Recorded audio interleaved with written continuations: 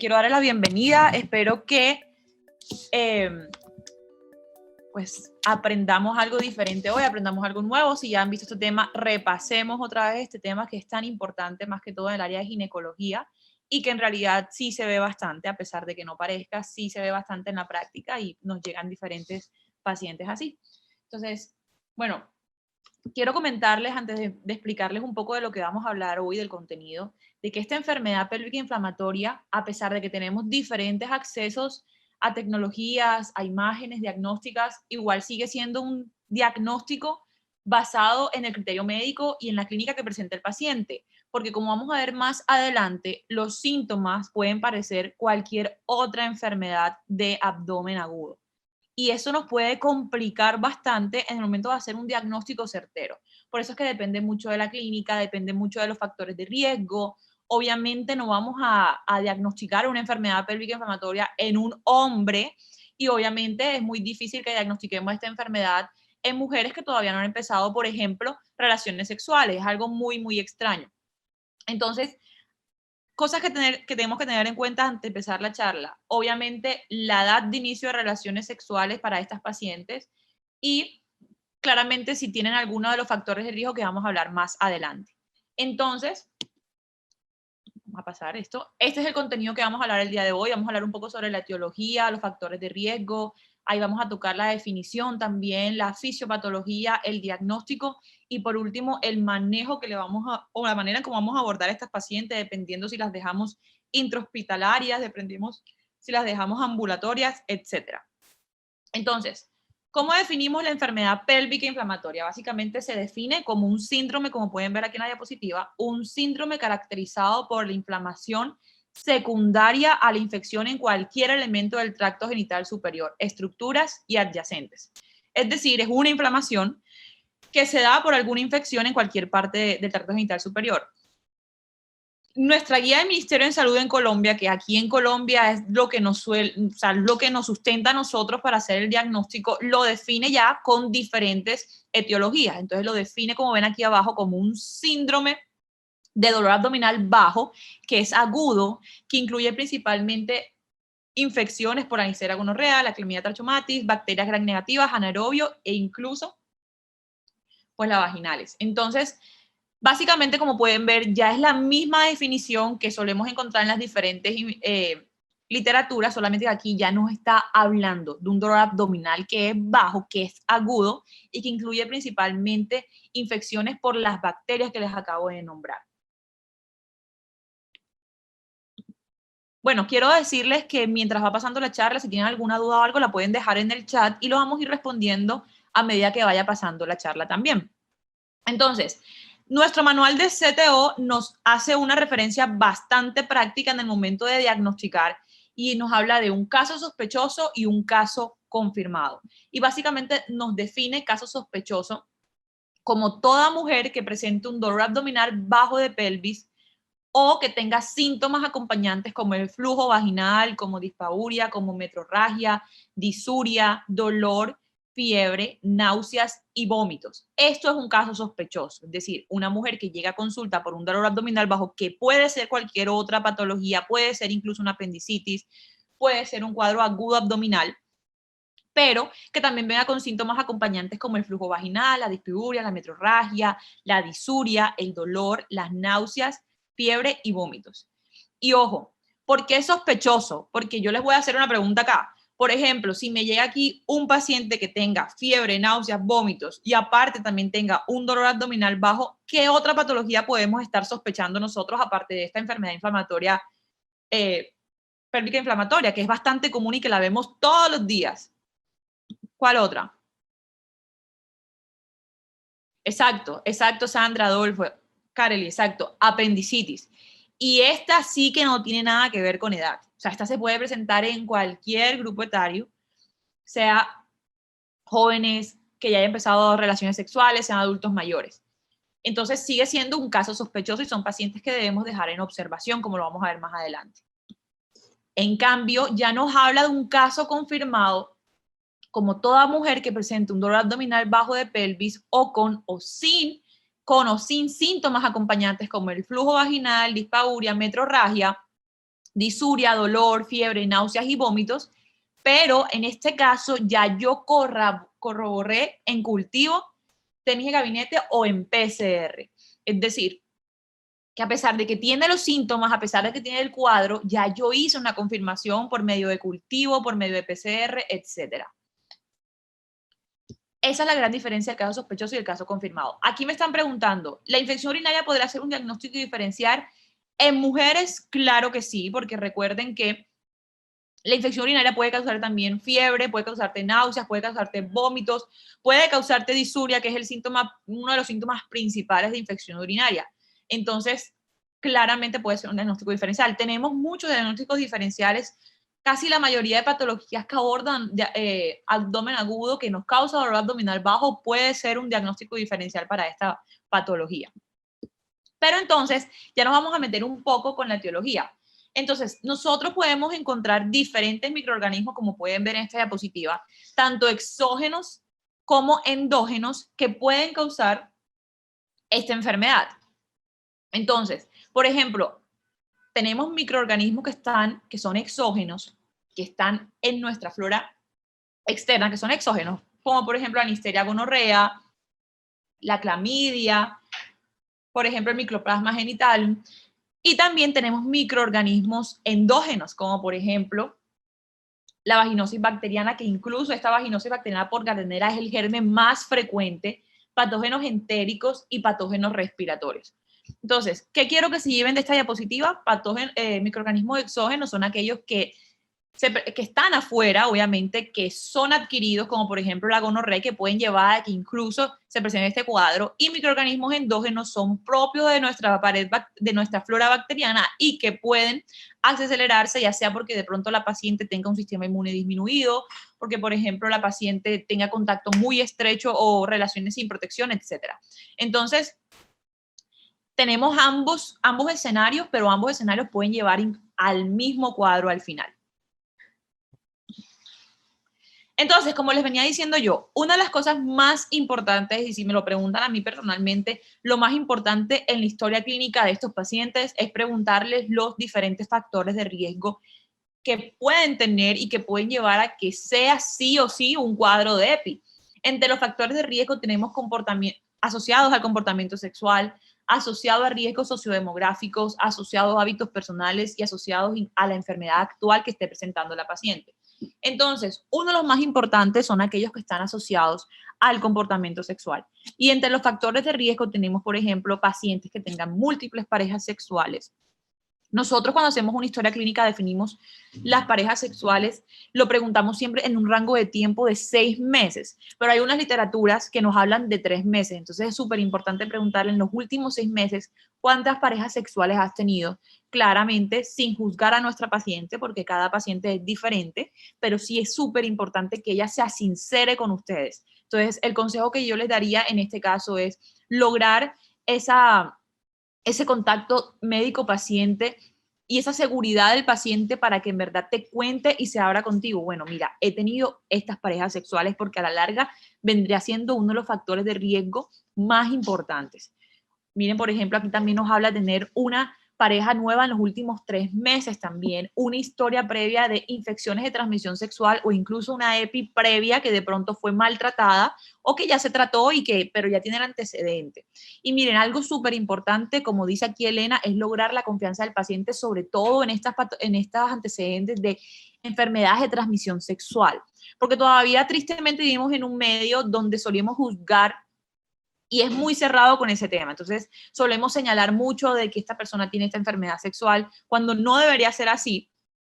Y cuando lo contrario, lo más importante para nosotros como personal de salud es que las pacientes se logren abrir y decir, bueno, mira, tengo una historia de esta enfermedad de transmisión sexual, de pronto no fui tratada a tiempo, he logrado complicaciones y claramente te abre más el abordaje diagnóstico de este paciente.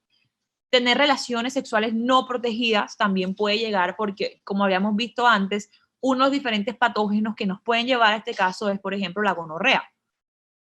Tener coito, relaciones sexuales durante la menstruación, porque como vamos a ver más adelante, en el momento que nosotros tenemos menstruación, nuestros órganos genitales no son estériles. Entonces, puede llegar a que se precipite este tipo de patógenos. La frecuencia de relaciones sexuales también son muy importantes. Factores sociodemográficos, como en casi todas nuestras enfermedades, tenemos la edad incluida, el nivel educacional, el nivel socioeconómico, el estado marital y la raza incluso. Obviamente, nosotros no sospechamos casi de una enfermedad pélvica inflamatoria en una niña de 8 años que todavía no ha empezado una vía sexual activa. Ya solemos sospechar de otras patologías como por ejemplo una apendicitis, como por ejemplo una infección urinaria.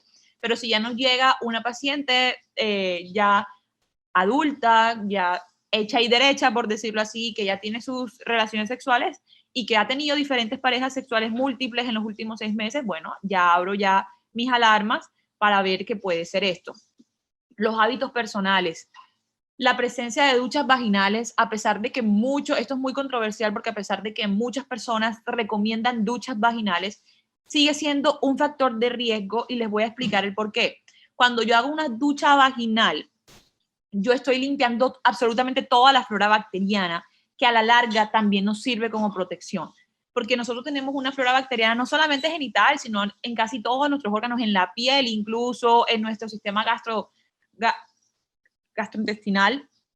Tenemos una flora bacteriana que en realidad sí nos está protegiendo y en realidad, a pesar de que no está precipitada, está ahí combatiendo y no nos damos cuenta. Y obviamente eso también ocurre en nuestro sistema genital. Tenemos una flora bacteriana que debe estar presente. La paciente, sí, el tabaquismo y la drogodependencia es factores de riesgo en casi todas las patologías, no solamente ginecológicas, sino en casi todas las patologías en general, medicina interna, etcétera. Y claramente uno de los factores de riesgo que debemos tener en cuenta es en la enfermedad actual el dolor pélvico, el flujo genital y la presencia de algunas infecciones causadas por los microorganismos que ya nombramos anteriormente. Entonces tengan en cuenta todos estos diferentes factores de riesgo porque para mí en lo personal es lo más importante en la historia clínica de estas pacientes, en lo que yo más suelo hacer como énfasis en este caso. Entonces, aquí tenemos también unos factores de riesgo que nos da nuestra literatura. Este lo pueden encontrar en Williams. Al final yo les dejo las diferentes bibliografías, pero nos habla básicamente lo mismo que les nombré ahorita, las duchas vaginales, que sea soltero, y esto lo miran en soltero porque piensan que los solteros son los que más, los que más pueden tener diferentes compañeros sexuales, pero ya sabemos que en nuestra sociedad eso no es así. Tú puedes estar casado, soltero y puedes tener diferentes compañeros sexuales a pesar de que te lo nieguen. Farmacodependencia, múltiples parejas sexuales, el nivel socioeconómico bajo, una edad de 10 a 19 años, porque suele ser la edad en donde las mujeres comienzan las relaciones sexuales, otras enfermedades de transmisión sexual, etcétera. Entonces, básicamente, son las mismas que les estaba nombrando ahorita y que tenemos que tener en cuenta. Pero entonces, vamos a hablar un poco de la fisiopatología. ¿Cómo entonces llego yo a generar este tipo de enfermedad? ¿Por qué se da? Porque de pronto aquí hay personas que no son médicos y simplemente se metieron a la charla porque quieren saber por qué se da.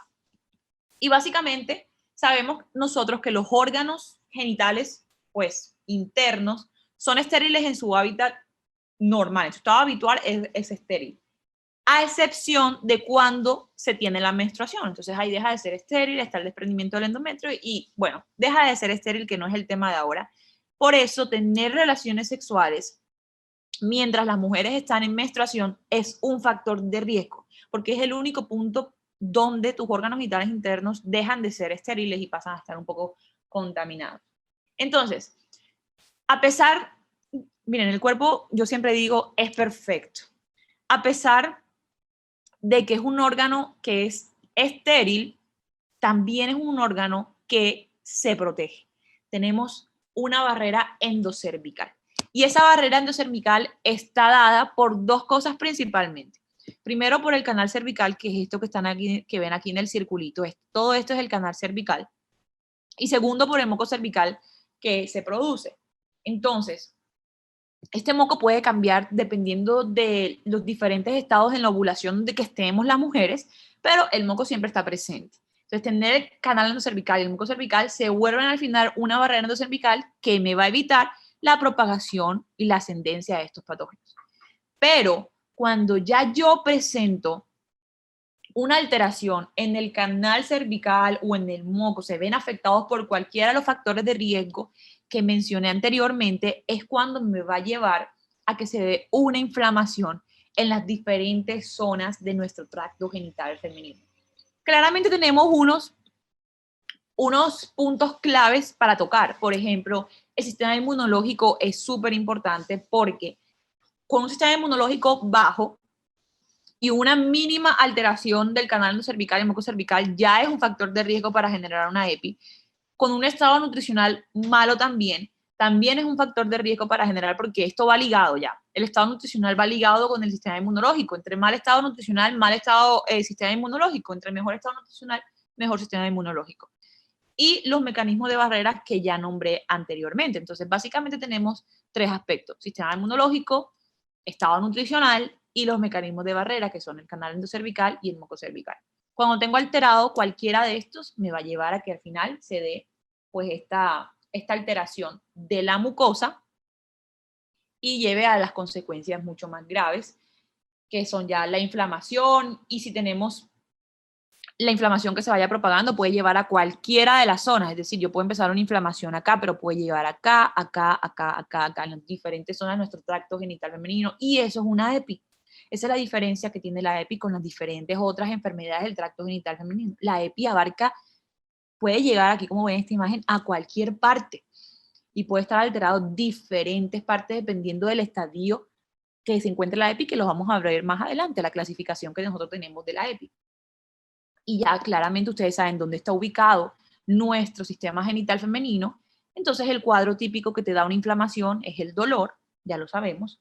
Ese es el cuadro típico de, por ejemplo, si tengo inflamado y tengo una EPI derecha, el cuadro típico es un dolor en la fosa ilíaca derecha, que es característico de apendicitis también.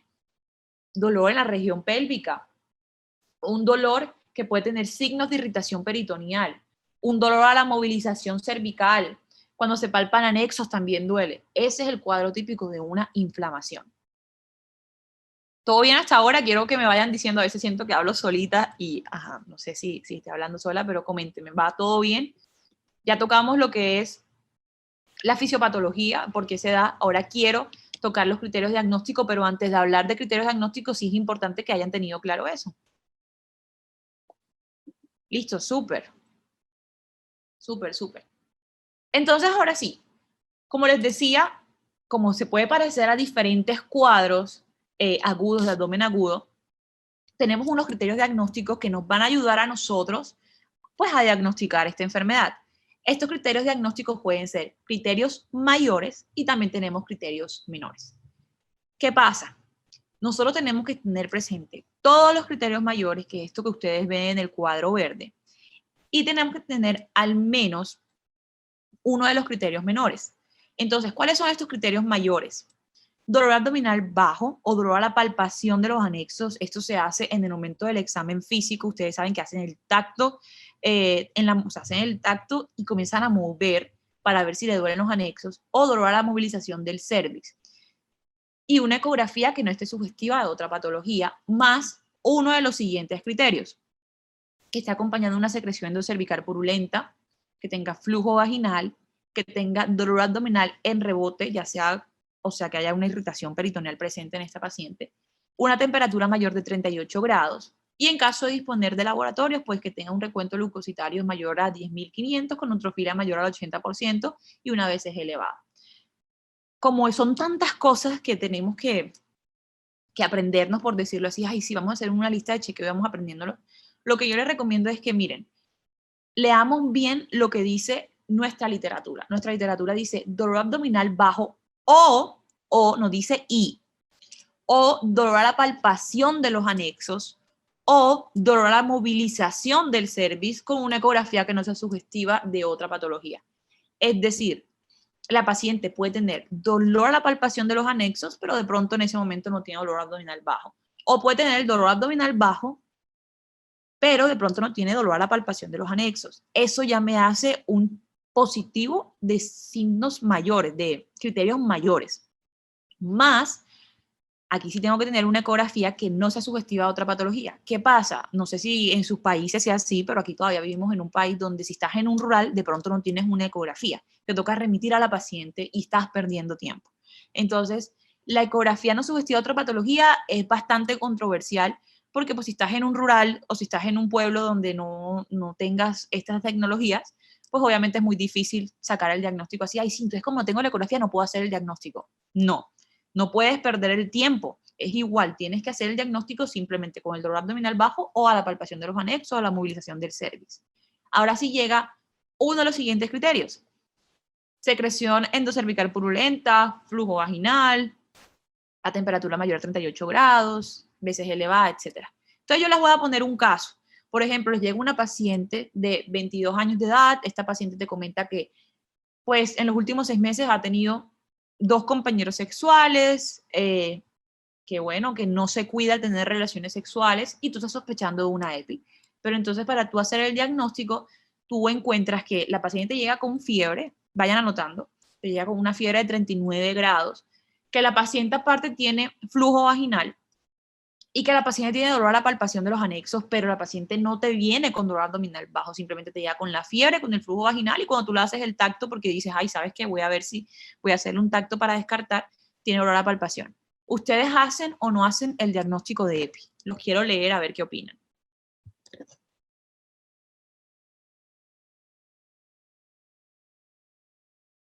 Aquí dicen que sí. Exacto. Ya aquí se hace el diagnóstico de EPI porque es una paciente que te da con flujo vaginal, es una paciente que te viene con una fiebre mayor a 38 grados y te dice que no tiene dolor bajo, pero tiene dolor a palpación de los anexos. Exacto, sos súper bien. Pero ahora yo les hago otra paciente. Esta es una paciente, miren, una paciente que tiene 12 años. Es una paciente que ella te dice, ella te está negando que no ha empezado relaciones sexuales porque de pronto cuando existe la pregunta, la paciente está con su mamá al lado, entonces te niega que ha empezado relaciones sexuales. Es una paciente que al examen físico ustedes le encuentran, ella va por una consulta de rutina, pero ustedes le encuentran un flujo vaginal, le encuentran una temperatura de 40 grados, la paciente llega con fiebre, o sea, ella consulta por fiebre, flujo vaginal, dolor abdominal en rebote, es decir, que tiene una irritación peritoneal y que también tiene la fiebre. ¿Hacen o no hacen el diagnóstico? Recuerden, la paciente tiene 12 años, tenía que empezar relaciones sexuales porque nada más está al lado, es decir, que no lo sabes. Tiene una temperatura mayor a 38, tiene flujo vaginal, tiene dolor abdominal en rebote, es decir, que tiene irritación peritoneal. ¿Qué opinan?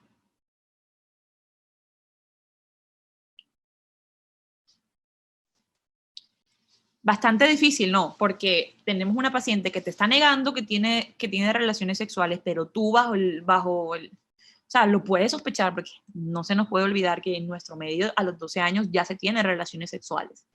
Eh, pero no, todavía en este caso no podemos hacer el diagnóstico porque no les nombré ningún criterio mayor.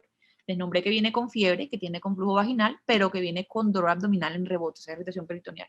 Incluso podrían sospechar más bien en un caso de apendicitis, porque no te tiene dolor a la palpación de los anexos. Eso es muy variable. Entonces, por eso es que yo siempre les hago referencia y siempre les insisto, súper importante los factores de riesgo. Súper importante que ustedes hagan un checklist de los factores de riesgo y que le vayan sumando y le vayan preguntando absolutamente todo, porque cualquier cosita ya lo vuelve riesgo, valga la redundancia, ya es un factor de riesgo.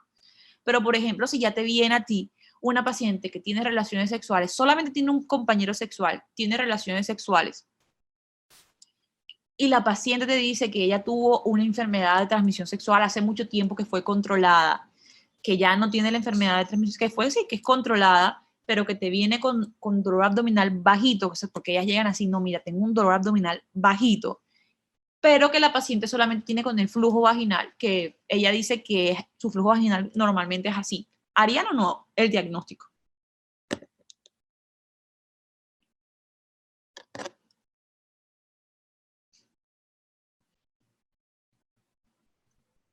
Aquí están comentando que no.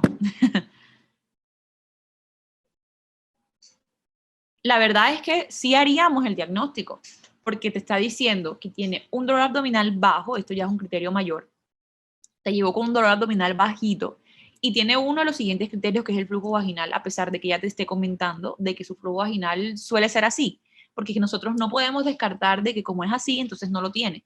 Entonces, ¿qué tenemos que hacer nosotros? Diferentes pruebas, ya sea le mandamos laboratorios, hemogramas, pero hasta el momento tenemos que tenerlo como diagnóstico, hasta que se demuestre lo contrario.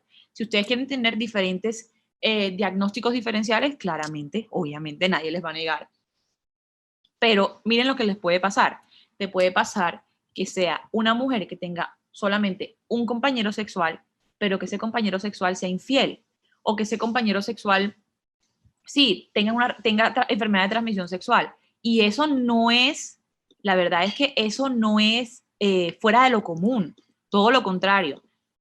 Hemos tenido diferentes casos, por ejemplo, yo les puedo contar una experiencia cuando estaba en PIP, muy pequeñita, yo empezando mi carrera, tenía una paciente que estaba embarazada, que tenía su compañero sexual, pero que en el último trimestre le diagnosticamos una enfermedad de transmisión sexual. Entonces, como que no puedes negar de que como tiene un compañero sexual y como, por ejemplo, está segura con uno, pues no puede tener otra enfermedad. Básicamente es eso lo que quiero que se lleven con respecto al diagnóstico. Hay muchas cosas en el campo, hay muchas cosas que coger. Intenten hacer una historia clínica completa, que a la larga es su mejor aliado al final de todo. Entonces, quedó claro esto de los criterios diagnósticos, tenemos criterios mayores que deben estar presentes, más uno de los siguientes criterios menores. Nuestro libro de CTO también nos habla de criterios mayores y criterios menores, básicamente lo mismo. Ellos nos dicen también, historia o presencia de dolor en el abdomen inferior, que es el dolor bajo, dolor a la movilización cervical, a la exploración, dolor anexial en la exploración abdominal y una ecografía que no sea sugestiva de otra patología. Tienen que estar presentes, más uno de los criterios menores, temperatura mayor a 38, leucocitos mayor a 10.500, una veces elevada, etc. Complicaciones a montón. Si esta enfermedad no se diagnostica a tiempo y ustedes pierden el tiempo diagnosticándoles diferentes enfermedades, sea una infección una infección urinaria, sea por ejemplo que le diagnostican una apendicitis que no tiene, entonces la paciente sí se te puede complicar y estas complicaciones pueden ser mortales en las pacientes. Porque si yo tengo un absceso tubovárico, que es una de las complicaciones, y el absceso tubovárico se me rompe, el paciente hace una peritonitis y ustedes saben que la peritonitis mata. Entonces, complicaciones, como les decía, a montones, abscesos tubováricos, peritonitis pélvica.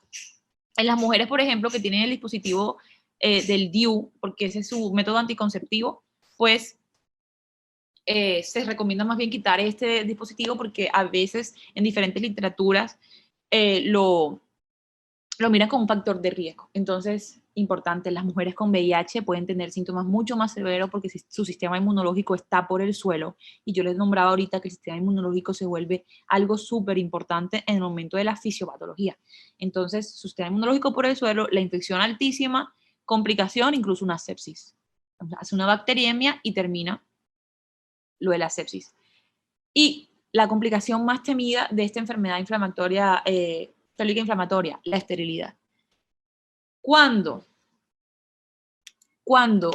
la paciente no se trata una inflamación, y esa inflamación sigue, y el paciente termina siendo un tejido fibrótico, el paciente termina, sí, haciendo una fibrosis en el tracto genital, los espermatozoides nunca van a llegar y la paciente puede generar incluso esterilidad. Y esto es súper triste verlo en pacientes que apenas están empezando su vida sexual, que tienen a futuro tener hijos y que queden estéril porque no lo tratamos a tiempo.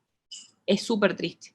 Entonces, pilas con eso, porque nosotros tenemos una responsabilidad con los pacientes y siempre buscar el bien de ellos. Y entre esos está evitarles las complicaciones. Para evitar las complicaciones tenemos que hacer un buen diagnóstico y abordaje desde el momento que la paciente llega a urgencia, porque la paciente llega a urgencia con dolor abdominal bajo. Entonces, ojo con eso. Y claramente una de las complicaciones es el embarazo ectópico, y esto se da porque debido que si yo tengo un tejido fibrótico en alguna zona, pues el esperma se puede ir a otras zonas que no son las habituales y genera un embarazo ectópico. Aquí me están preguntando que por qué se debe retirar el DIU.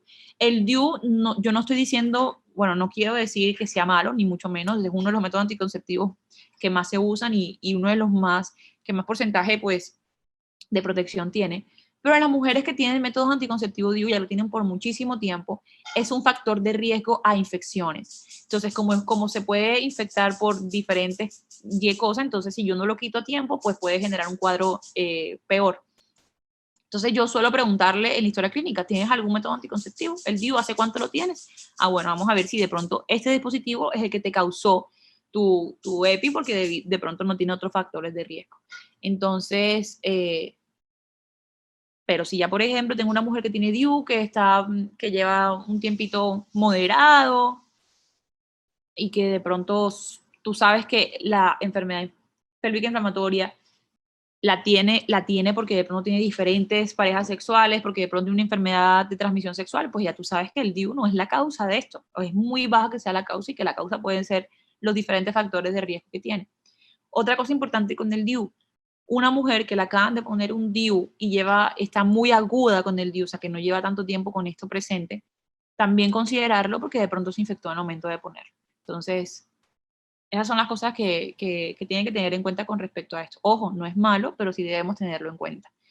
¿Quedó claro? No sé quién me preguntó aquí. Laura. Laura, ¿quedó claro? Coméntame si quieres que te vuelva a explicar. Listo, perfecto. Listo, Laura. Entonces, miren, diagnósticos diferenciales, varios de los que ustedes ya mencionaron. La apendicitis aguda, ese es el diagnóstico diferencial top. El embarazo ectópico, más que todo, porque el embarazo ectópico es un diagnóstico diferencial que se debe hacer en toda mujer que ya sea fértil y que ya haya iniciado relaciones sexuales, a pesar de que no venga con un cuadro de enfermedad pélvica inflamatoria. Se debe hacer y para eso hacemos unas pruebas, la prueba del embarazo. La endometriosis también, un dolor funcional, síndrome de intestino irritable. Miren que el síndrome de intestino irritable ni siquiera hace parte de los diagnósticos diferenciales ginecológicos, sino que es más como de abdomen agudo y sin embargo entra aquí. Y una torsión o una ruptura ovárica.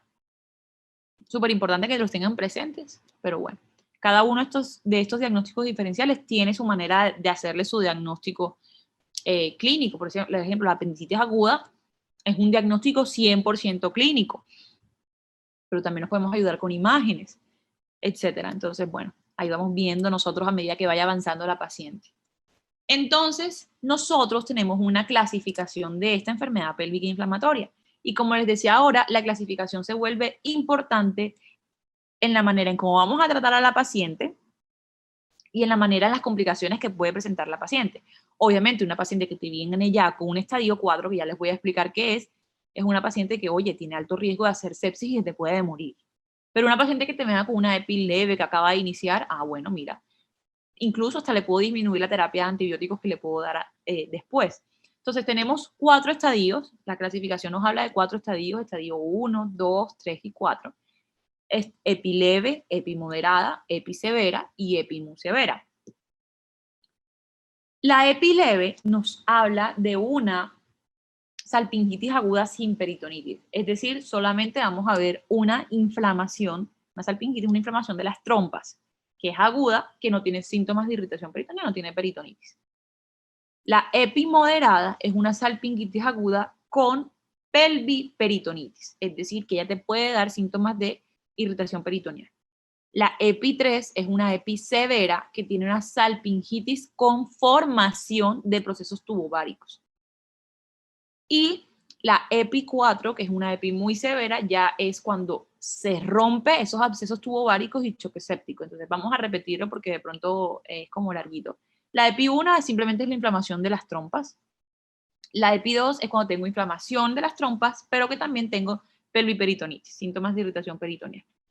La EPI 3, la que es severa, ya nos habla de que se están formando abscesos tubováricos. Ahí puede estar pus metido ahí. Y la EPI muy severa es cuando ya se rompen esos abscesos tubováricos y al romperse y al salir ese material, pues se puede llevar incluso a un choque séptico. Entonces, ¿qué les quiero decir yo? Clasificación también es importante con respecto al tratamiento porque nosotros solemos hacer el tratamiento ambulatorio cuando tenemos hasta EPI moderada. Pero cuando tengo una EPI que ya es severa, muy severa, pues ya yo le hago un tratamiento intrahospitalario que lo vamos a ver más adelante. Milton pregunta, ¿cómo descartar EPI con el síndrome de intestino irritable? Pues el síndrome de intestino irritable, Milton, no te da dolor en los anexos, no te da dolor en la palpación cervical porque no hace, su inflamación no es ahí.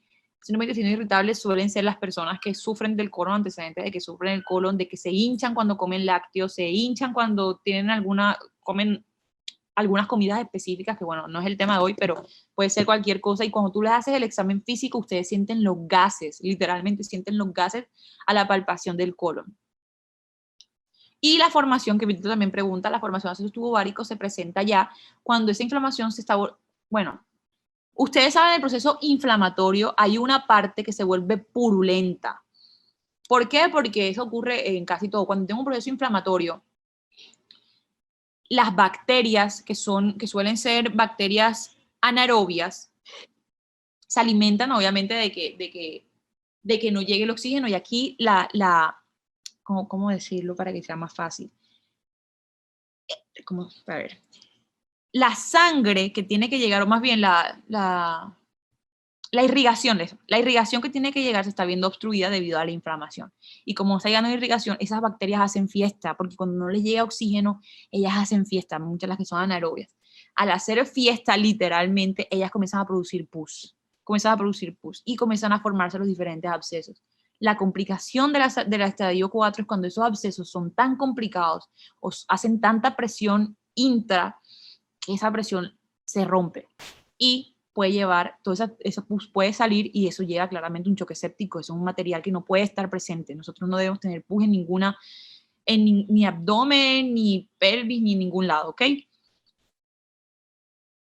Eso es por cirugía, pero bueno, por eso vamos a ver más adelante en el tratamiento. Entonces, ¿cómo ya abordar? Bueno, Milton, ¿te quedó claro las cosas? De pronto, no sé si te expliqué bien lo de por qué se hacía el pus, pero creo que es por esa parte de que te estaba diciendo. O sea, creo que te lo quise hacer de una manera más sencilla, es por la parte de esa proliferación bacteriana que se da. Listo, vamos a seguir. La inflamación siempre afecta a las trompas, claro, porque si solamente afectara el endometrio, vamos a esto, si solamente afectara el endometrio, yo estoy hablando de una endometriosis, endometritis. Pero si yo estoy afectando las trompas, ya algo una enfermedad pelvis inflamatoria. Listo, Dani. Dani Marcela. Bueno, entonces, manejo. Entonces, ¿cómo voy a manejar a este paciente? Lo primero que tengo que tener en cuenta es a qué paciente voy a hospitalizar. ¿Cuándo voy a hospitalizar a estos pacientes? Entonces, para observación, para estudios que le tenga que hacer, para tratamiento endovenoso o posible intervención quirúrgica, debo tener en cuenta que debo hospitalizar primero cuando tengo un diagnóstico incierto. Es decir, no sé qué tiene todavía la paciente, pero no la quiero dejar ir porque puede complicarse la paciente. Segundo, cuando ella ya tuvo un diagnóstico previo de EPI, se trató ambulatoriamente, pero tuvo una falla en la respuesta a ese tratamiento ambulatorio. Entonces, al tener esa falla en la respuesta, la paciente necesita tratamiento intravenoso porque el oral no le está haciendo nada. Se tiene que dar hospitalario, ya no se puede ir con su vía canalizada a su casa. Eso no va a pasar. Tercero, cuando tengo una paciente con una enfermedad severa, es decir, aquí ya estoy hablando de estadio 3, estadio 4. Cuando tenga la presencia de abscesos tubováricos, esto ya es estadio 3. Cuando la paciente esté embarazada y cuando sea una emergencia quirúrgica, es decir, que la paciente de pronto ya te llegue en un choque séptico y que ya tú sabes que es por una EPI y tienes que entrar al quirófano corriendo a drenar. Entonces, esos son los cuadros o los 6 puntos que tengo que tener en cuenta para hospitalizar a la paciente.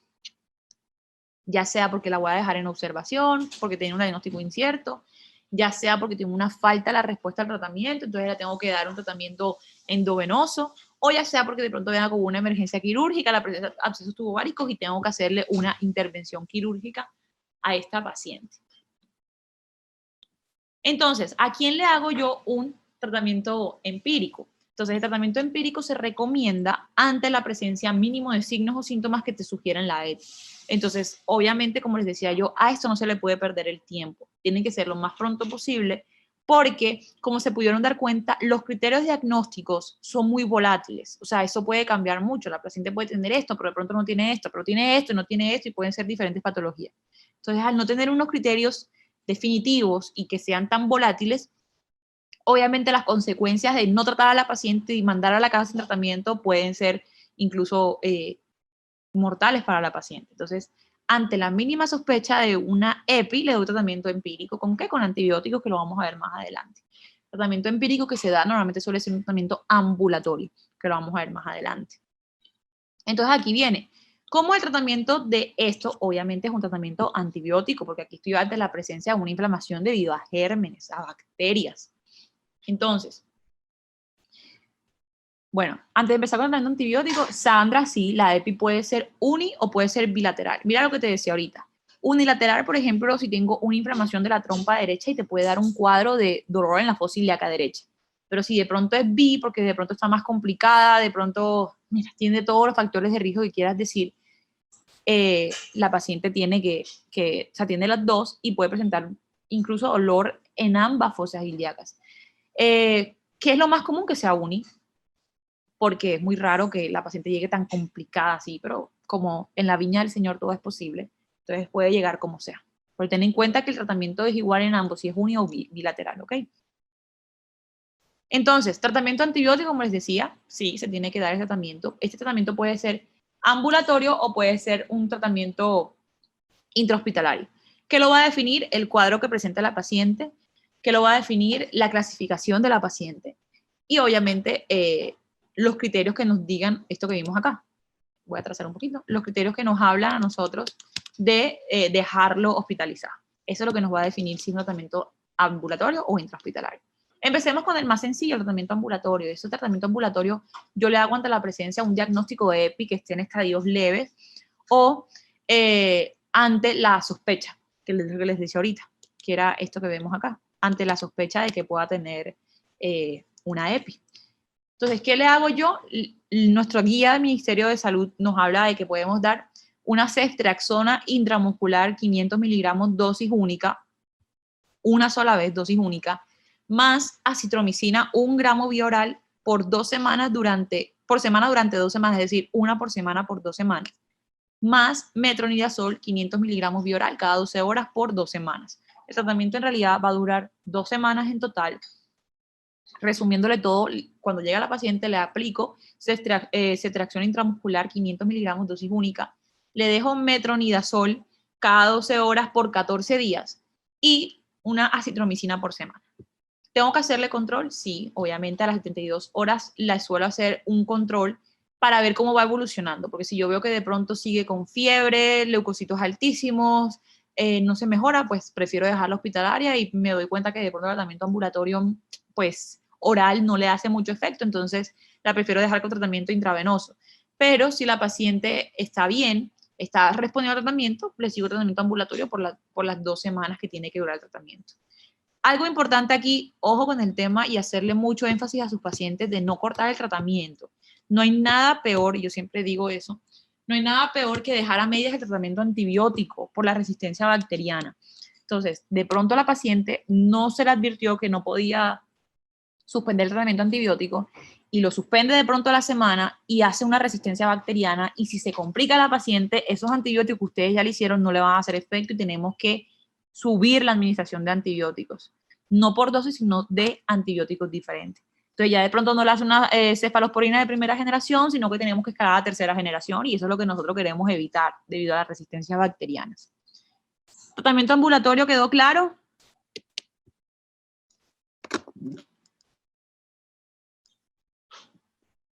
¿Sí? Listo. Perfecto. Esto también nos dice nuestra literatura, básicamente son diferentes tratamientos que podemos tener, pero nos habla casi de los mismos medicamentos, ceftriaxona, doxiciclina, cefaxolina, y nuestro libro de manual de CTO nos aclara que cuando vamos a hacer un tratamiento ambulatorio, debemos siempre incluir tratamientos que cubran Neisseria gonorrea y Clamidia trachomatis, porque son los más comunes. Obviamente, por ejemplo, aquí acabo de leer una cosa de Daniela. Sin embargo, si se logra aislar el germen, solo se da el tratamiento de acuerdo al germen. Eso sería lo ideal, obviamente, hacer un tratamiento que sea dirigido al germen. Lo que pasa, Daniela, es que la literatura no lo ve tan así. Bueno, por ejemplo, aquí en Colombia no se ve tan así, porque esos procesos suelen ser demorados aquí. Aquí es un proceso bastante, no sé cómo sea en sus países, pero bastante demorado. Y nosotros, para no perder tiempo, hacemos un tratamiento antibiótico que cubra los gérmenes que son más comunes. Si yo veo que de pronto no se ha mejorado a pesar de las 2 semanas de tratamiento, ya yo tengo que pensar en que de pronto tiene un germen que es resistente o de pronto tiene un germen que no está en los más comunes, pero nosotros sí hacemos los cultivos para aislar los gérmenes y esos cultivos se suelen demorar un poquito. Entonces, mientras se aísla el germen, uno va haciendo el tratamiento antibiótico. ¿Qué dice aquí?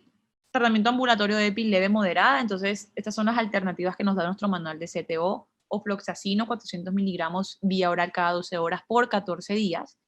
Levofloxacino, 500 miligramos día por 14 días, más metronidazol, 500 miligramos vía oral cada 12 horas por 14 días. Clindamicina, 450 miligramos también. Entonces, es súper importante que lo tengan eso. Ahora, me están preguntando, en caso de alergia a cefalosporina, ¿qué otras opciones tendríamos? Importantísimo, en caso de alergia a cefalosporina o no asegurar una adherencia al tratamiento, siempre lo debemos dejar primero intrahospitalario, o sea, tiene que quedarse hospitalizado. Y hospitalizado ya vamos a ver los diferentes antibióticos que vamos a manejar, lo vamos a ver más adelantico, pero se tiene que dejar hospitalizado si tiene alergia a la cefalosporina, siempre. Eso debemos que preguntarlo en la historia clínica, antes de meterle, por ejemplo, una cefoxacina o una cefalosporina, obviamente. Listo. Intrahospitalario. Entonces, el tratamiento intrahospitalario siempre se tiene que basar en la terapia, obviamente, endovenosa. ¿Qué tienen que tener en cuenta antes de nombrarle los tratamientos? Yo le doy tratamiento intrahospitalario a la paciente, pero para yo descalonarlo a tratamiento oral, la paciente tiene que durar 24 horas sin síntomas, o sea, con mejoría clínica, y posterior a eso ya yo lo descalono al tratamiento oral. Entonces, básicamente el tratamiento intrahospitalario va a depender del manejo y cómo vaya recuperándose la paciente. Entonces, depende mucho de eso. Intrahospitalario, primera opción, tenemos clindamicina, 600 miligramos IV cada 6 horas, más gentamicina, con una dosis de carga de 2 miligramos por kilo, seguida una dosis diaria de 7 miligramos por kilo. Posterior a eso, yo continúo con la clinda, 600 miligramos, igual, vía oral cada 6 horas, hasta complementar 14 días, y ya veo si requiere tratamiento oral. Y nuestra segunda opción ya es una ceftriaxona, 2 gramos día por infusión IV, seguida de doxiciclina oral, 100 miligramos día, seguido de una metronidazol vía oral 2 veces al día por 14 semanas. Si la paciente hace resistencia a las cefalosporinas, ¿qué tratamiento se debe seguir? Si la paciente, bueno, primero, Catherine, te hago una pregunta a ti. ¿Cómo sabes que la paciente está haciendo resistencia a las cefalosporinas si le estás haciendo un tratamiento? Bueno, primero, esa es una pregunta, ¿intrahospitalaria o ambulatoria? ¿Frente a qué grupo te quieres referir, Catherine?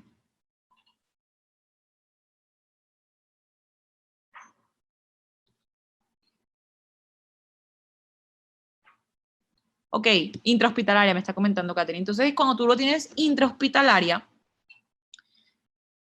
esas pacientes intrahospitalarias solemos hacerles cultivo antes porque deben quedarse ahí. Obviamente yo le inicio su terapia empírica mientras está en urgencia, por ejemplo, mientras yo le consigo una cama de hospitalización, y ya después, posteriormente la tengo hospitalizada, ya ahí es donde yo empiezo el tratamiento, que obviamente no se hace cefalosporina. Eso lo hacemos con el sentido de que evitamos complicaciones o complicaciones no, evitamos más bien que la paciente se complique y que no responda. Esto es súper importante que tengan en cuenta. Esta es una imagen que a mí me gusta mucho también de nuestro manual de CTO. Después yo les hablo de estas que estamos acá, pero son diferentes regímenes, el SOGIVA, etc. Y aquí nos habla de que para el tratamiento hospitalario se puede administrar diferentes protocolos. Podemos administrar ceftriaxona intramuscular y doxiciclina vía oral durante 14 días, o también podemos administrar el protocolo de la clinda y la gentamicina IV. Para el tratamiento parenteral, yo le puedo aplicar ceftriaxona 250 miligramos intramuscular más doxiciclina 100 miligramos vía oral cada 12 horas por 14 días, y también cefotenan 2 gramos IV cada 12 horas más la doxiciclina 100 miligramos vía oral cada 12 horas. Miren, hace la referencia que hace aquí, el tratamiento parenteral debe continuar hasta 24 horas después de la mejoría clínica. Algo importante que se me había pasado, se me había olvidado por completo mencionarles. Miren, esto con respecto a la terapia antibiótica, y eso varía, eso aplica en cualquiera de las enfermedades que nosotros solemos ver.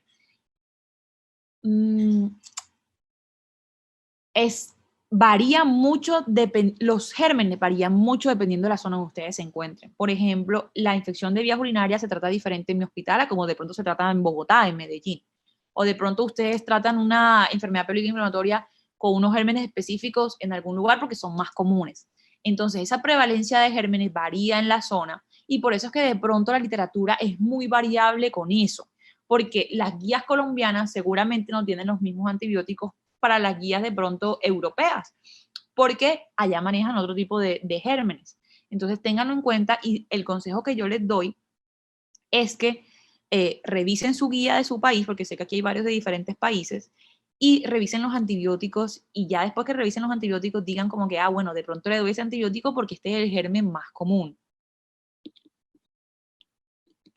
Esto básicamente son regímenes ambulatorios y gérmenes de hospitalización que nos habla también nuestra guía. Por ejemplo, aquí nos dice que la clindamicina se tiene que dar 900 miligramos 3 veces al día, más salsa intramuscular, gentamicina y así, pero eso varía muchísimo, hay muchísimos gérmenes. Yo quiero que se queden con lo más común, que son esto que yo les puse aquí, una primera opción y una segunda opción.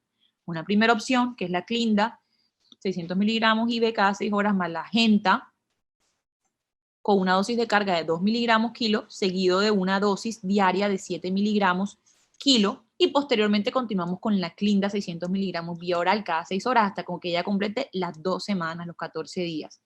Creo que aquí alguien me estaba preguntando cuál era el tiempo de la genta. Déjame revisar, que aquí estaba viendo. Sandra no.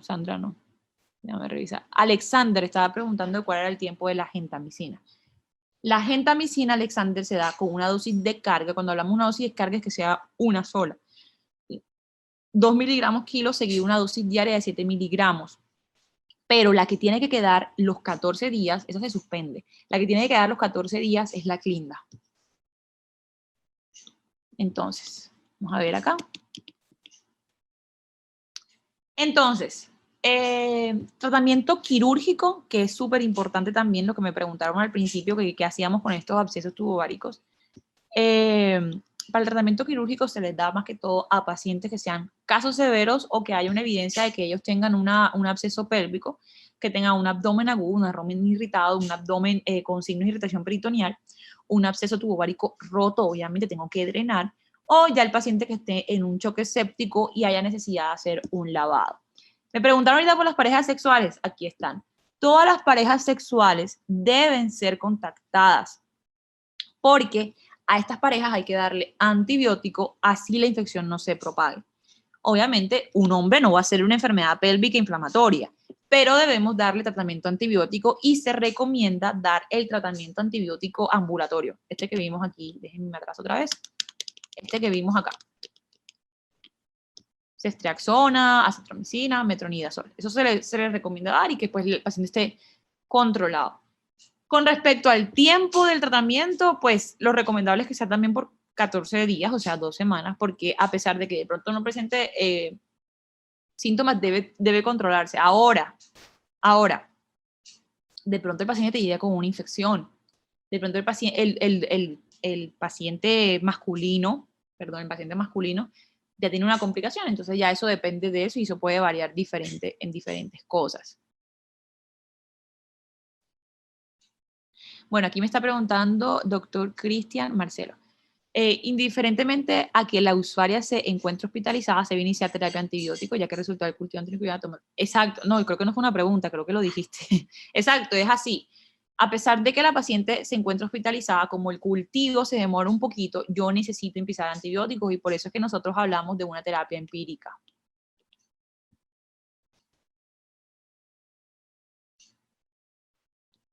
Ok, aquí me están preguntando también que por qué 2 semanas, por qué tan extenso. Normalmente damos 2 semanas, es por el riesgo de las complicaciones que puede tener la paciente. Y como ustedes pueden ver, las complicaciones son bastante complejas, las que vemos acá. Las complicaciones pueden ser el absceso, la sepsis, la muerte, la infertilidad. Son complicaciones que no son juego, que tenemos que tratar y que lo que debemos evitar nosotros es que la paciente salga a las 2 semanas completamente mejorada, recuperada de su enfermedad, y debemos cumplir el esquema, porque si se corta el esquema de antibióticos puede hacer una resistencia bacteriana. Y listo, yo creo que eso es todo lo que quería tocarles el día de hoy, hasta tratamiento, sí, tratamiento quirúrgico y los contactos sexuales. Y bueno, no sé si tienen alguna duda, si les gustó la charla que tuvimos el día de hoy, fue bastante sencilla, quise ir a los puntos claves. Este es un tema bastante interesante, la verdad me gusta bastante.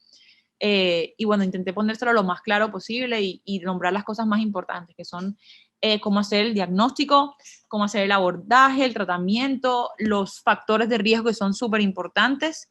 Y bueno, yo creo que sería todo. Espero que les haya gustado. Cuidado de la paciente, me está preguntando María. María, tú fuiste la que me dijiste que tengo una pregunta, no recuerdo. Cuidado de la paciente, obviamente ya ustedes saben las medidas que se le debe dar a cualquier paciente que llega con una enfermedad crónica inflamatoria, evitar relaciones sexuales por un tiempo, evitar múltiples parejas sexuales, utilizar protección en las relaciones sexuales, que son los factores más grandes. Obviamente una asepsia, que ya siempre tenga cuidado si estar aséptico, etc. Lo que queremos evitar con los factores de riesgo.